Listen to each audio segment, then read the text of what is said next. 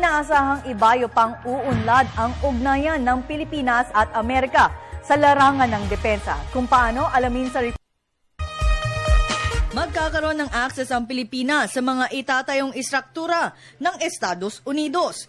Ito ay alinsunod sa napagkasunduan ng Pilipinas at Amerika sa ika-6 na yugto ng negosasyon ng Enhanced Defense Cooperation. The implementation of the activities under this agreement would follow the same template that the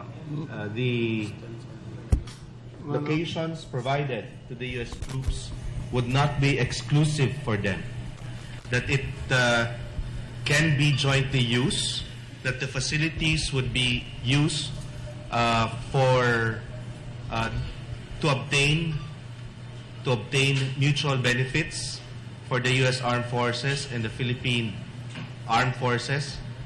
And in this agreement, and also in the implementation of this agreement, it would be a requirement that the presence of U.S. troops would be temporary.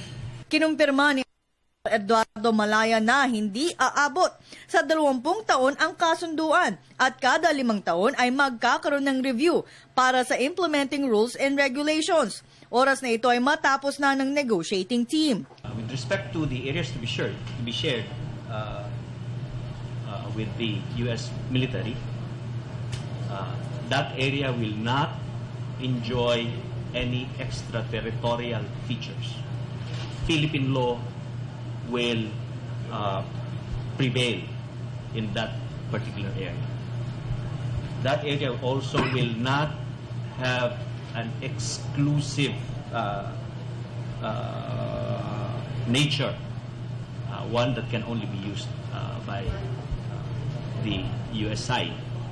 A lot of those areas and its infrastructure would be shared with our Philippine military. Muling iginiit ni Batino na hindi nila minamadali ang negosasyon. Pero ayon kay Ambassador Lourdes Iparraguirre, kung matatapos kaagad ang negosasyon at mayroon ng kasunduan bago pa madumating sa bansa si US President Barack Obama, ay magiging pabor ito sa panel. Ngunit anya, karaniwan sa mga ganitong negosasyon ay nagtatagal dahil sa mga probisyon para sa isang kasunduan. Samantala, ipinaliwanag naman ni Iparraguirre kung bakit nawala sa Philippine panel si Assistant Secretary Carlos Soreta. Ito'y sa gitna ng negosasyon ng Pilipinas at Amerika. It's of course a decision by management.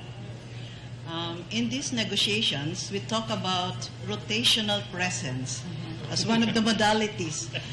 We also have a rotation mechanism in the Philippine Foreign Service. What has not changed, however, is the commitment of the Philippine panel to advance the Philippine interests in these negotiations.